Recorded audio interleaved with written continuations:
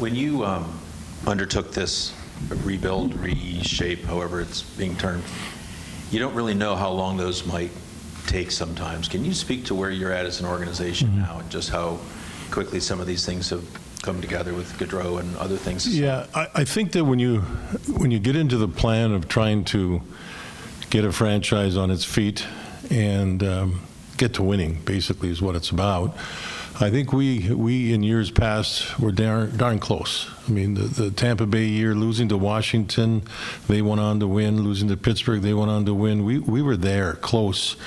And Yarmo and the crew made a decision, because I was gone to New York, and a smart decision. Okay, we're not there yet. Let's retool here and get it going. The key is to stay with your process and your plan. However, do what you can along the way to expedite it. Whether it's having players that are young play here or play in Cleveland, whether it's finding a free agent that's really important, like Johnny Gaudreau, wanting to be here, being signed long term, having the wherewithal to look at our team and have the understanding that during the offseason we had to get bigger. With Goodbranson, Olivier, healthy Boone Jenner, and others. So I think we've made some strides in that area. Now we have to look at this thing with a real open mind as to which young players can play and how much can they play, and should they be playing here or should they be playing in Cleveland. So there's decisions with that plan that still are ahead of us that we have to deal with. We're certainly not there. We have excitement here for sure, and it's nice to see some of the young players that are going to be stepping on the ice in training camp, and we get have the opportunity to assess it. So I like where we are. I like the excitement in the city. But the excitement with our group has to be not tempered, but be very thoughtful in trying to analyze and think about where we are and make strong decisions going forward. Sorry for the long-winded answer there. Next, we go to Clay Hall. JD, if Hi, Clay. you wouldn't mind going back, do you mind recounting how Gaudreau happened?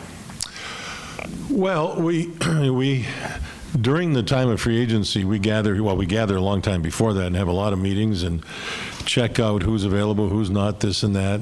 And then we have a lot of discussions as to whether we should chase people and try to make a decision on this player, that player, this player, that player. Would the salary be too much for a player that's a bit older, or too many years on the contract, all this type of stuff. And with Yarmo and Josh Flynn, they had good communications. The communication was real strong with Johnny Gaudreau's agent. And it just kind of grew. It was, sometimes you can sit in the office, and if you're not phoning other general managers, you wait for other people to call you, and maybe agents call. And, his name was certainly on the list, and then when we got into free agency, it just, boom, it just sort of happened. The thing you have to be sure of when you get into this business is when you get a call about a really good player and they say, you know what, he's entertaining Columbus, you sometimes wonder about the agent's business. What are they trying to do? Are they trying to find 2 or 3 other teams to promote that player to get him a better contract or whatever? When we did our diligence and found out that Johnny was real serious about coming to Columbus, we had our own internal discussions, and then we meet with Mike Priest, and Mike talks to ownership, and it was a green light all the way, and it happened quick. And it's a nice feeling to have a player like him, wants to be here. It's a perfect fit for him with his family. His wife's got some family in Michigan. He has, of course, family on the East Coast, and he's excited. We ended up moving Bjorkstrand, and Gaudreau bought his house, so everybody's happy. So yeah, it's a great deal. Next, we'll go back to Adam in the back. When you Adam. look at a player his caliber signing with this team, what do you think that says about this organization? You look at that and you go, ooh, he's still young. He's got a lot of his very mature best years were right in that window with Johnny, a player that wants to be here. I think the one that really hit me a little bit was when Yarmo told me that Patrick Laine talked to him from Finland right after the signing, and he said he had goose pimples. Not Yarmo, Patrick. Patrick had goose pimples. I think Yarmo did too, but that kind of, it tells you something. You know, it tells you, oh, this is exciting. Players might train a little harder. They might do this, and they might do that. It's human nature. So it's going to be fun when this camp gets underway and Johnny's on the ice and the coaching staff have the opportunity to try various players at center ice, various players on the other wing. Who's it going to be? I think everybody would want to be those players. So we're going to have some drive by these players in camp. I mean, it's going to be a fun watch to see what fits and where. Next, we go to Mark Scheid. Go ahead, Mark. Hey, JD. Expectation, do you think it's fair knowing that Gaudreau is here, that the team can honestly take the next step this season?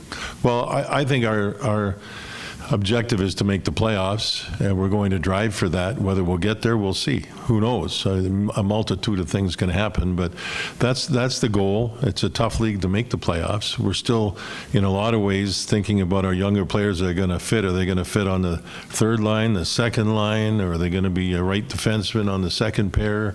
We just have to figure all this stuff out. But you got to go through it. You just do, and you have to see which players had good off seasons. It's amazing when players have a good off season. I'll go back to Laine again. I've watched him skate out here 2 or 3 times. I'm hugely impressed. Hugely impressed. I think he's fired up. I think he's trained really hard this off season. It's almost like for him as a player that's very talented and wants to be here, getting Gaudreau in the lineup. It's like he's fired up about making a statement. Of course, he's gotten the new contract, and that's out of the way. He doesn't have to think about it. So just in watching him work out there and his pace and all this stuff, that's just one example of what I like to see.